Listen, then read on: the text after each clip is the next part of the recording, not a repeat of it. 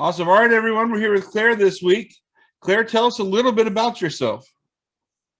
Yeah, sure. Hi, Derek. Thanks for having me. So I am one of the UK colleagues within 9U, from London originally. Kind of spent most of my life between England and Ireland, so half and half. Um, and I've spent the past 10 years or so traveling around Europe, working for nonprofits, volunteering, and now I'm finally back in London kind of trying to get my life in order, realized that working for nonprofits was maybe not the best life decision. And so started a business last year and started the journey with 9U last year. It's all very much still in the startup phase, but I've got very high hopes and just really excited to be working with guys like you. Really, the call on Monday evenings with Chad is my favorite call of the week because I feel we've developed such a nice little rapport, and there's just wonderful people who are always willing to help each other. And Yeah, I think that's really something that I feel has been lacking in my general professional life. It's really nice to be with like such helpful, supportive, wonderful people. So yeah, that's where I'm at Awesome. the moment.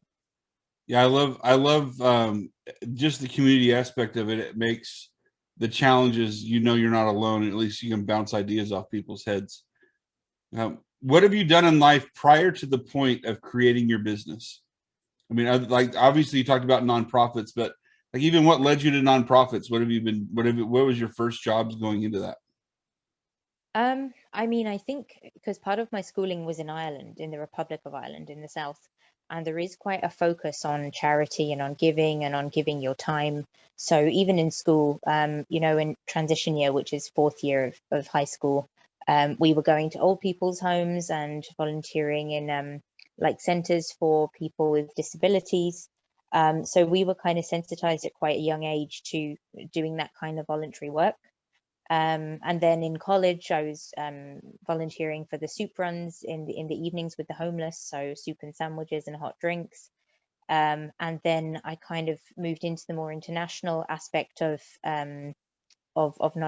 So I've been in Lebanon and on the borders with Syria, in Turkey, working with refugees and displaced people. And yeah, I mean, it's just been quite broad and wide ranging. A lot of work in cancer hospitals, because we lost my dad just, yeah, a year and a half ago now. And that was quite a long battle with cancer. And a good friend of mine who is only 21, and that was a real shock to the system. He was a student of mine in France, and we became very close and very good friends.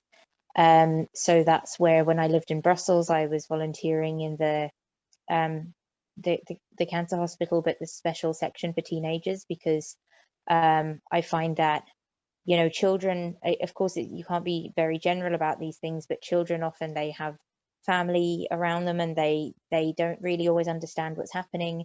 They don't understand how grave the situation is, but once they get to the age of like, you know, 15 to 21, it's a different ball game. They know what they're going through, they know what might happen.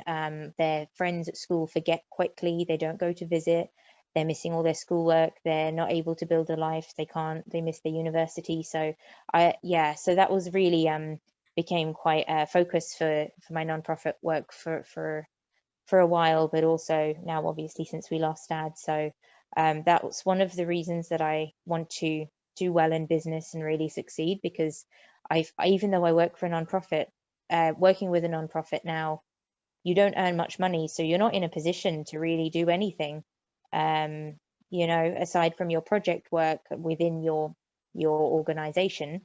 But to really make change, you either need to be in a position of great influence, um, or you need to have funds in order to make things happen.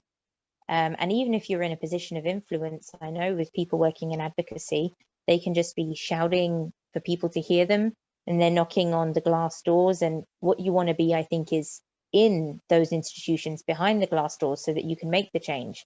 So this is all part of the bigger plan. I'm hoping to link each, or I am at the moment, I'm setting up these partnerships. Each of my products are going to be linked to a nonprofit, a different nonprofit, in order to give back. So yeah, it's Awesome. all feeding into that plan, I hope. What life experience triggered your desire to be a business owner in general? I mean, I think it was definitely needing that second source of income and not wanting to struggle anymore. You know, I kind of, yeah, I kind of realized, okay, I'm early 30s. I'm 33 now, 32 when I started this. You know, I've studied, I've spent years at university, studied languages, French and German. I have a master's in international security and conflict resolution. And you know, I was like, why am I struggling? This is ridiculous. This is absolutely crazy. Why am I struggling to get a deposit to buy a one-bedroom apartment? You know, I just thought that's enough, you know. And I've spent so many years working for nothing and working, like volunteering and doing all this stuff, that everyone thinks, oh yeah, that's wonderful. But at the end of the day, it's not wonderful. If you are struggling and you're not, then you're getting so burnt out and worrying about trying to get promotions. Well, does my manager like me? Whatever nonsense you're dealing with at work, to try and get 1 or 2 grand more in an appraisal process that you have no control over. Yeah. I did not want to continue, and I don't want to continue living a life where someone else has control over my future. That's it. I'm done with that. I think that's really the why, just to be able to be in control of my own destiny. What, if any, do you have experience in business? None, none. Like, yeah, I studied languages. I never took business at school.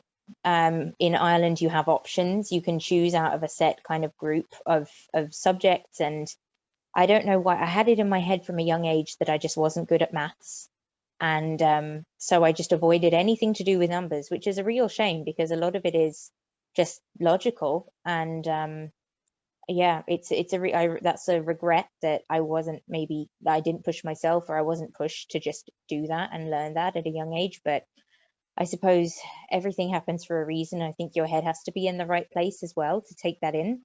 Um, you know, things now that I'm looking at and learning, like PPC, and looking at like data analysis and marketing. And I don't know if you'd have shown me this a couple of years ago, if I'd have been interested, or if I'd have been ready to sit down, knuckle down, and really learn it.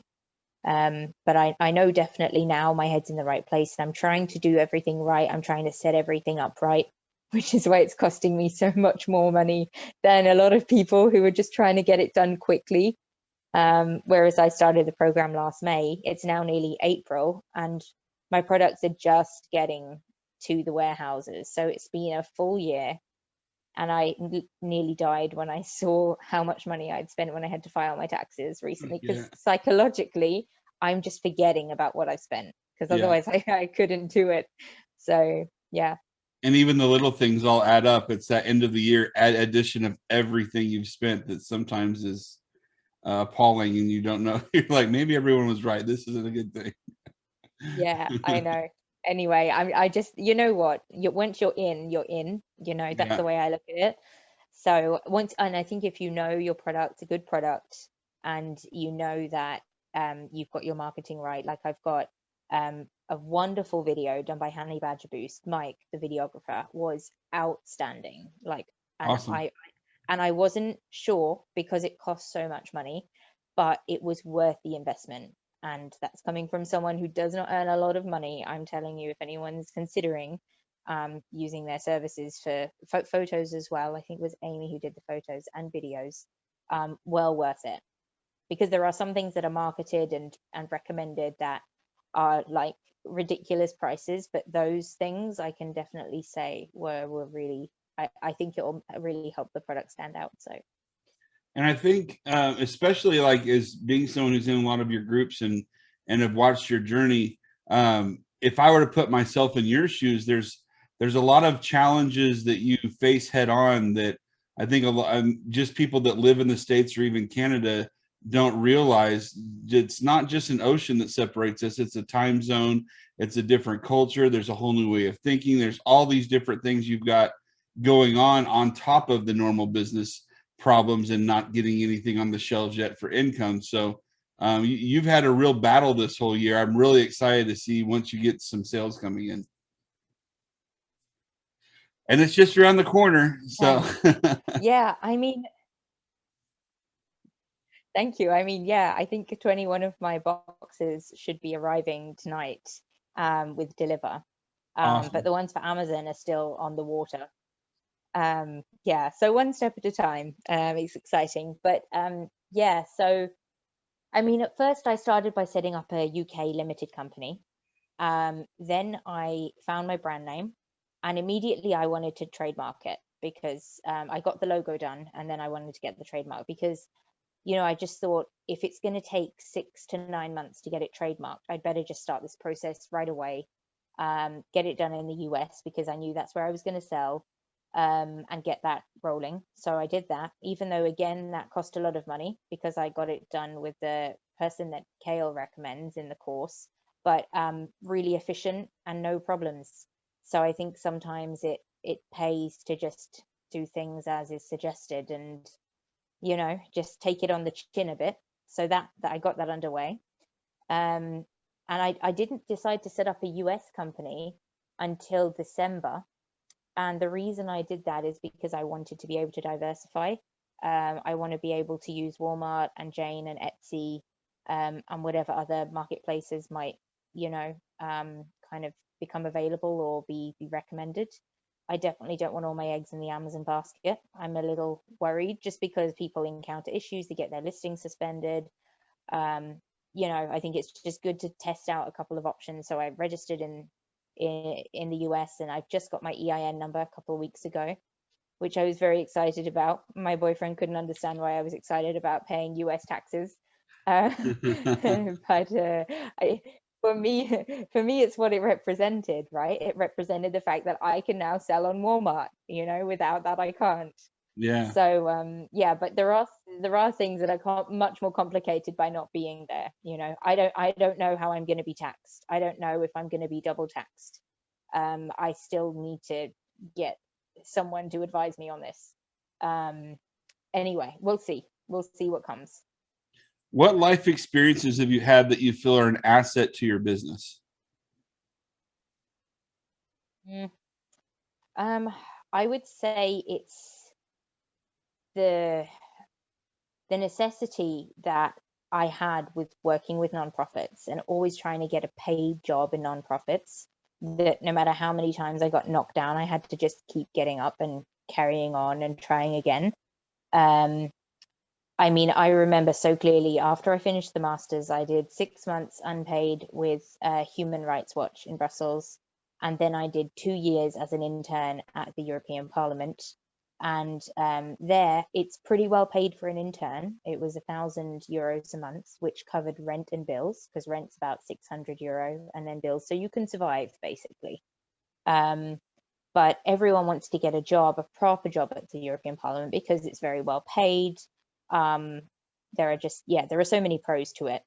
But unfortunately, they have quotas on nationalities, and like 2 positions came up, and my boss wanted to hire me for them, but she wasn't allowed because she needed people from Slovakia, Slovenia, or Croatia, because depending on the member state, those quotas weren't filled. Um, and I think at that point, I remember so clearly, I'll never forget the day I went into her office. And I just cried. I just said, I can't. She wanted me to extend for a third year as an intern. And I just said, I'm 28. I need an actual job that's going to pay me. You know, I just said, I can't do this anymore. If you can't hire me, I have to leave and I have to go back to Dublin. So that's when I just felt I was giving up on everything, and all like every penny that I'd earned in France as a teacher, I was teaching at the university, I'd spent on my master's, which was like £16,500, which I know in America you guys pay for crazy money for education, but over here we don't normally. Like in Europe, education is free. Like your university is, it costs nothing. in the UK it does, which is why I attended a British university for the masters. That's why it cost me so much. But it was everything I'd earned, I spent, and then I couldn't get a job out of it. So I went back to Dublin, joined a company. But then after only a couple of months, I just felt, oh no, why am I wasting everything that I'd invested in that nonprofit, career dream that I'd had? I'm going to try again. And then I went out, took a flight to Greece, went out helping in the refugee camps and stuff, and I started again. So it's just this pick yourself up, dust yourself down, and keep going. I think that definitely plays a role, as well as, of course, my dad's influence, who um, was diagnosed at 53, and um, he was so far advanced that they couldn't give him any treatment at the time that would work. It had to be a trial. It was 50-50, and he did everything that he could um, to survive, basically. Changed his diet, did more exercise, stopped eating all the things he knew he shouldn't that were making his cholesterol too high. He loved pies and cheese, and and that was one of the ways they found the cancer, was because his cholesterol was so high, and that was a marker for prostate cancer. And then yeah, they found how far it had gone, and it was amazing.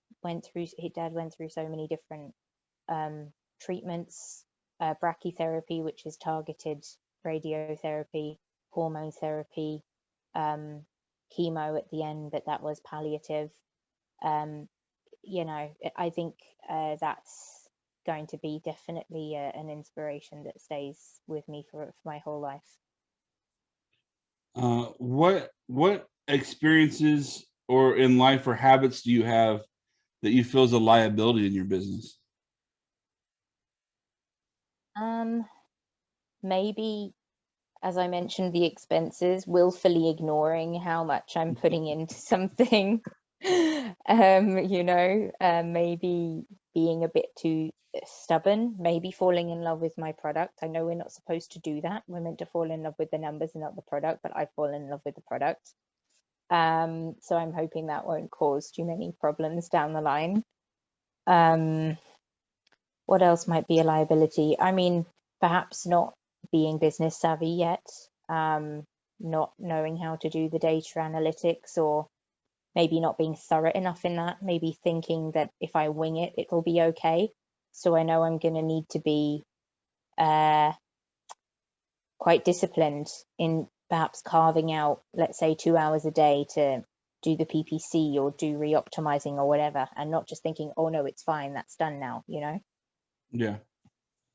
Um, I know you've touched on a lot of different things in your past. Is there one thing that you feel was just like a spark or an aha moment of not just starting your business, but where you're at in your business? Have you had that moment of realization or happiness, or that you attribute a lot of where you're at to?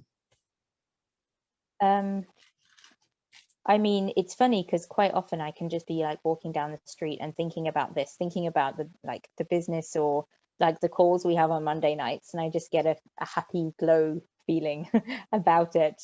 I think that's when you're on the right path, that you're doing the right thing, because I don't necessarily get that feeling when I'm thinking about my normal 9 to 5 job. Right. So I think this is definitely a sign that I'm going in the right direction. But I think when I felt like the stars were aligning, and that this was kind of meant to be. It's very strange. But the product is in some way linked to an activity that I did with Dad, just maybe 2 months or so before he passed away. Um, and it's odd because it hadn't been something that I'd been looking for. I was doing my product research like everybody else. I had looked for one particular thing at the beginning that was sort of linked with that experience, and I saw it wasn't a good product. And so I sort of forgot about it, and then did the usual product research, and I niched down as they tell us to do in the videos. And then I just kind of couldn't believe what was coming up. So yeah, there is kind of a special story, and I've put that like on my product insert, put it on well, I don't know if I put this on the website. I'm still kind of, considering how personal to be or not. But yeah, that was definitely a moment. No, and I love and respect that, because you've got to find that balance of keeping things personal, and but at the same time, it does resonate with a lot of people. I mean, just hearing your story and stuff is awesome. And like, my dad's worked for nonprofits since I was in, probably even pre. I think he started my first grade year of elementary school, and both of my parents have outlived their parents due to cancer on both sides of my family. So it's it's an emotional thing that is rough when you're going through it by yourself, but it also can unite larger groups together, because you're not the only one who's gone through something like that. um, and it can be powerful towards, and you don't want to monetize bad experiences, or things in life, but I don't know that that's the intent. It's also healing for a lot of people too, and that's part of the balance that I find in sharing some of my personal stuff is, um, sometimes keeping it to yourself may be beneficial for you, but you don't always realize the ripple effect of how much healing you can provide others by just sharing some of your stories. So, not Mm, that I'm giving any advice, but just keep that in mind, that you are where you are in life and you're doing amazing things. And I think that that your story may be something that could help somebody down the road. And it may not be the right time now, but that time may come later. But I'm excited for you. I think, and having known what you're selling and everything, I'm really excited for you. So I'm looking forward to watching the next several weeks and months as things start to come out. So. Um, thanks, Derek. I appreciate it. But actually what you're saying, I think it's strange because I feel it's quite an American thing to talk about, providing value for your clients. I'd never really understood this concept before, to be honest.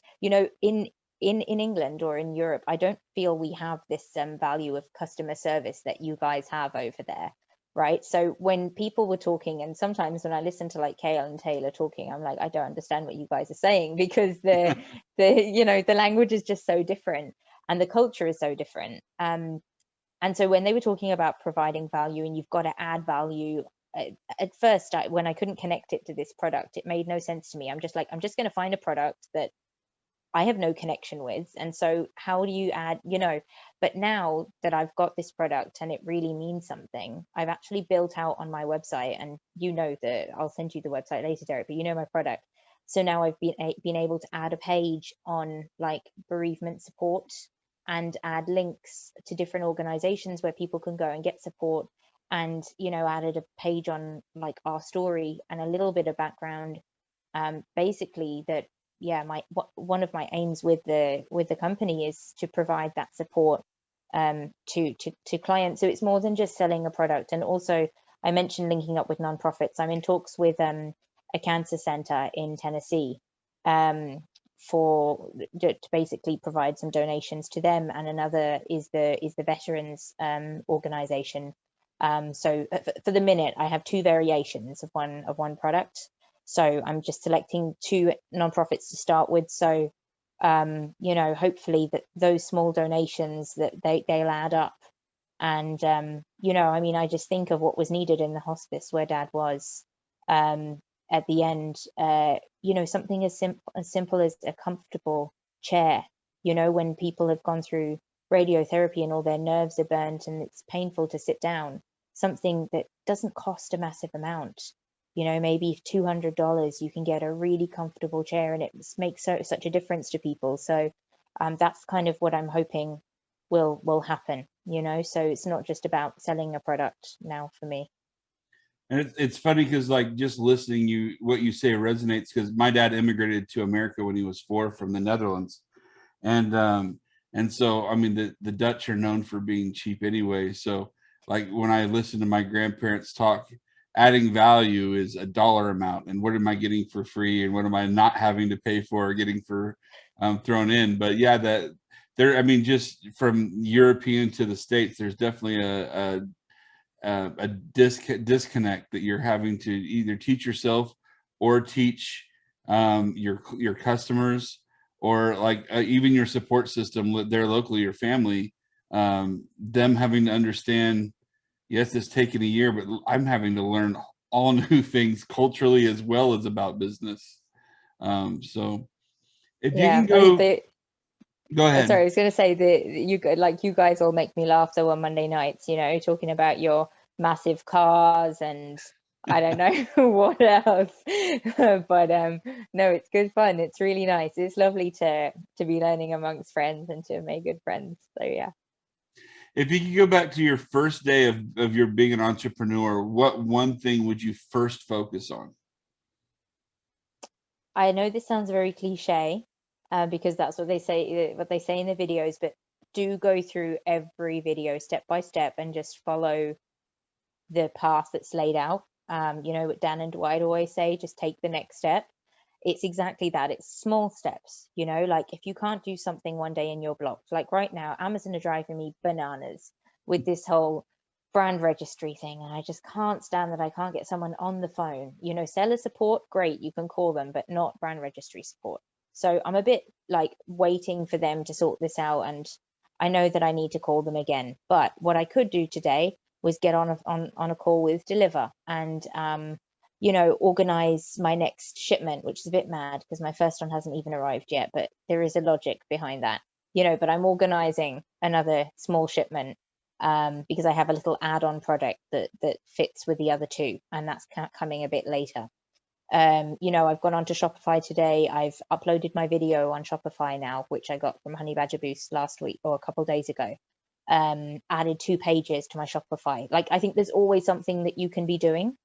So I would say follow the steps, like write down the big ones. So get your company started, get your brand name, get your logo, get it trademarked, then find your product. And even if you haven't found your product yet, like just keep going through the videos and keep doing your product research till you find it.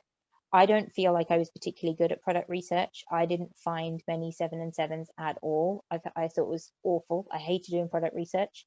But when I found this one product, I just knew that's the one I wanted to go with. So I just went ahead and I didn't waste any more time.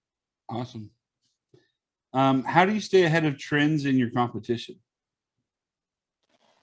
I mean, I feel like I've got a couple of competitors, but one main one. They have most of the listings on page 1. I actually got a friend to order that in America because I couldn't order it being in the UK, another of the problems. And I was actually thrilled at how terrible the quality was of their product. It just didn't look good at all. She sent me videos and close-ups. So how I stayed ahead of the competition was basically make sure mine was better. And mine is way better. And I know I'm biased, but it is. It's much nicer. It's much better quality. I also, have brand registered it, and they're not in brand registry. I've got videos. They don't have videos. I'm gonna have friends take some videos themselves, to do like little, like kind of selfie reviews. They don't have any of that. So I do kind of think that everything that I'm doing is setting myself up to knock them out of the park. That's the big aim. But it obviously will take some time. But that's kind of how I've been trying to prepare as best as possible.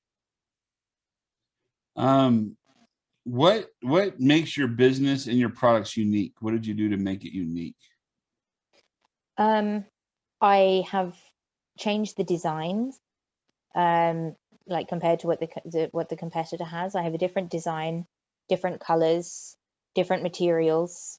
And then I suppose it's just everything that goes together with like the brand registry and videos. It just looks like a better company. It looks more professional, but it still feels like a small family thing. Like it's not set up like like a Coca-Cola, like massive brand type of thing. But it just looks like a professional family brand, and it has that personal touch then as well with the non-profit angle, which definitely none of my competitors have.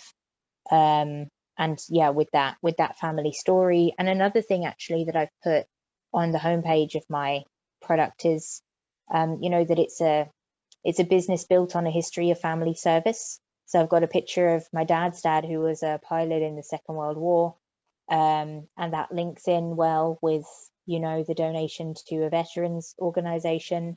So I think there are lots of little touches like that that definitely make it different. Awesome. How do you prioritize your tasks for the day, the week, and the month? Well, this is an issue I was discussing with my manager last week at my actual job. I would say that I just try to get the important things done first. So anything that just has to be done, I just try and get to it early. Like I normally, before my actual job, I also teach. So I kind of have three jobs. I'm a teacher, and then I'm doing the business, and then I have my nonprofit job, 9 to 5 job. So sometimes I've got early morning teaching classes, and then I will do a bit on this, and then I will do my actual job. And then at lunchtime, I'll come back to this. And then after work, I'll come back to this. So I normally just have a little list with about 6 or 7 things to do for the business. And I just try and tick them all off within the space of a day or two, because they're usually pretty urgent things, whether that's calling seller support or, sorting something out for deliver. Like there's always something that has to be done sooner rather than later. Another fun question, and I love everyone when I ask it, everyone sort of just smiles like you did the last one. How do you manage stress? Oh gosh, how do you manage? I mean, yeah, I think the only time I was really stressed about this journey was last like June or July, when Amazon was just not letting me be verified or whatever, for the Seller Central professional account. It was just not accepting my documents, and I was at the end of my tether. I think I was actually in tears on the phone at one point. Seller Central, I couldn't handle it anymore. I'd opened I don't know how many cases with them. I don't think I deal with that kind of stress very well, because again, it's out of my hands, right? There's not really. I think that links in with the big why of wanting to be in control of my own destiny and why I'm doing this. If something is in Amazon's hands and they just deny me, and then they deny me, and then they review, and then they deny again, oh, I didn't deal with that very well at all. But yeah, we got there in the end. I think you just have to keep trying again and again, and then maybe one day you'll have an epiphany, and you'll have a bright idea of a different way to get around it. Like right now, I applied to Walmart a week ago. They've denied me. I appealed. They've denied me again. So today I talked to Deliver, and they are, partners with Walmart. So they're going to try and help me out. So I think just once you know where you're going, one step at a time. To what do you attribute your success? Well, I mean, I haven't had any success yet, so I'll have to maybe let you know in a couple of months. Well, it depends on what your definition of success is. You've successfully negotiated pricing. You've successfully got your deliver account set up, and all that's going into. I mean, I celebrate every little victory as a success. You've got a product, and like you said, you knew what that product was once you saw it. There's people today with products on the shelves for a year that still are uncertain about their product, if it's even going to make them any money. So, and yours is still, to be determined how much money you're going to make from it. But knowing that that's what you want to do is a huge battle that we all face at the beginning.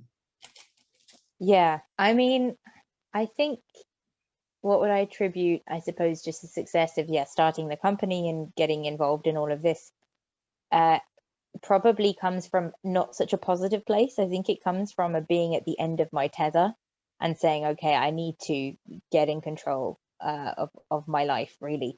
And thinking back now, actually, I did a course last March, April, called Lifebook. So I signed up to a platform called mindvalley.com, and they do amazing courses. They have so much variety on there. But there was one called Lifebook, and you pay $500 for it. And if you complete it and you do all the assignments, they give you the option to get your money back. or you can upgrade and go into their mastery program. So then they keep your $500 and then they teach you the strategies to put into practice everything you've said you're going to do in Lifebook. But I decided at the end of it, okay, I know the areas in life I need to focus on, because it's actually a book you write with, you divide your life into 12 categories. So your social life, your career, your financials, your emotional life, your relationships, right? 12 different categories. And then you identify the ones where you need to work on the most and how you're going to do it, what your vision is and what your strategy is. So I kind of decided, okay, I know what I need to focus on. It's the career and the financials. And I didn't really want to use that $500 to force me to do it. Like, I knew I just needed to give myself a kick up the behind and do it. And I needed that $500 to invest, then to start in the business. So yeah, that was, I suppose, I think maybe the tipping point. How do you effectively scale? So I'm trying to figure that out now, because I've got a new little add-on. It's like a metal attachment, and that goes with both of my variations. And my supplier kept a couple of my products aside for me. So I think I'm just going to ship them in 2 weeks together with this little attachment. But it's very difficult to know, how many I'm going to sell in order to tell my supplier, because she's having to order actually now supplies to make my product for the next 1,000 units, because it needs lots of different parts. And she wanted a deposit of $1,000 for my next 1,000 units. And I said, oh my God, can I just give you 500? Because I haven't sold anything yet, Yeah. So it's very difficult to know how to scale. Honestly, I don't know yet. It's a lot of guesswork. What do you feel are your most valuable skills?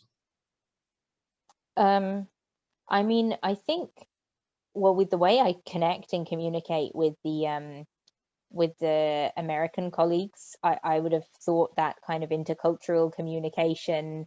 I get on very well with my Chinese suppliers. It's funny because I don't feel that that works very well within my nonprofit sector, where I'm actually working 9 to 5. I think there's a yeah, I think there's a very different and positive mindset. I don't know if it's just this community, but I don't think it is, because as I said, the supplier and I get on really well. I think there's just a different mindset in business where people are positive and they just want to get things done. Whereas I think in the nonprofit sector, certainly in the international kind of field where I am, there's a lot of questioning yourself and doubting, and there's a lot of negativity. So yeah, I think I'm channeling all the positivity that I would have liked to channel for the past couple of years into this. What are your company's goals, short term and long term? Okay, so I mean the goals, and it's good that you asked this because I feel like I haven't thought about this properly to write it down and have a really solid vision. So I think that's something I need to do. But off the cuff, I could say it's divided into two parts. So part is to do with the revenue and sales and growing, and part is to do with the nonprofit and giving and partnerships. So, with the profit and the revenue and the sales, I mean, personally, um, I need to figure out really how the profits, whether I'll be reinvesting them to grow the company really quickly, or whether I'll be looking to take money out, which I know isn't 100% advisable, and you shouldn't really take profits or revenue out for a while. But I've got quite a big mortgage.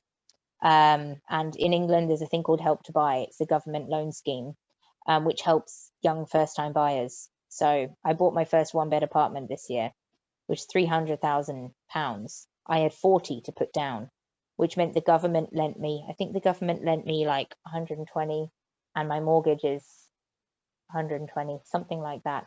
Anyway, I owe a fair bit. So I would like to have that paid off before the yeah, one of them is 140 and one of them is 120. So I would like to have that paid off and not have the worry of interest, etc. But then at the same time, I don't want that to be at the detriment of not being able to grow my business. So I think I'm just going to need to wait and see how much revenue I can make and see where to go from there. I believe that each business really should have leave a footprint within their community. And so I throw this out there just to kind of plant seeds in different business owners' heads. What does your company do to help in the community it's located? So right now, nothing in the community it's located because I'm in the UK and I will be selling in the US. So I think to start with, if I'm selling in the US, I should be supporting US nonprofits because that's what my customers are going to care about. So that's why I mentioned the Cancer Center potentially in Tennessee if that goes ahead, and the Veterans Organization. When I do start selling in the UK, then I will be choosing UK nonprofits. And we'll have to see then which ones those will be, but I would hope that they would kind of be along the same lines. I'd love potentially one of the products to support the hospice where Dad was. It's called Michael Sobel. They were really, really wonderful to him. I think hospice care in general, I'd never heard of a hospice before. I didn't know what it was for. I think once you are unfortunate enough to have to know what they're for, and you really realize how vital they are. So I think that kind of footprint is one that I would like to leave in my own hometown as well as abroad. But I think it's important to focus on the needs and the wishes of your customers as well, and care about what they care about, not just what you care about, No, that's huge because I think human nature is self first, and as a business person, you've got to really change your mindset on that. And I never really even thought about like the proceeds of where the profits go to that the customer cares about. But you're right, your thoughts do go locally, or at least the country you're purchasing from, before they think of international or where the owner of the business is from. Well, this has been pretty painless. We're down to our last question. So, if you had one piece of advice for someone just starting out, what would it be? I would say to try and always take the positive advice and encouragement from like colleagues and other friends within 9U and within the community. There will always be people saying that, oh no, this doesn't work, I've lost my money, etc.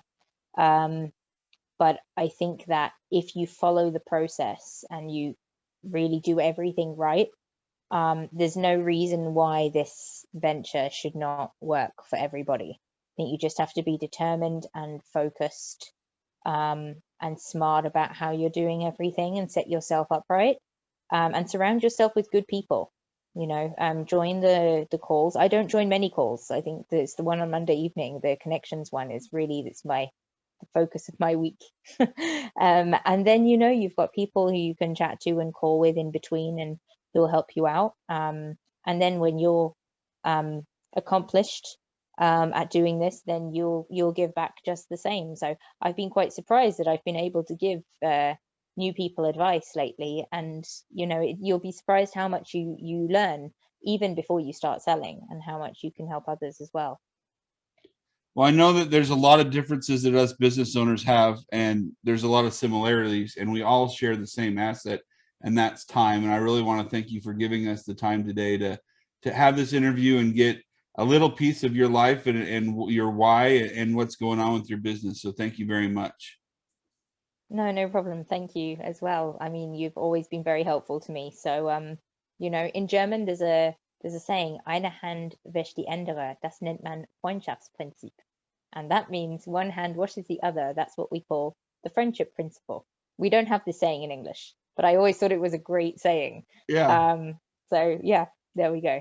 Awesome. Well, everybody, thanks for watching. Look forward to next week, and we'll see you all then.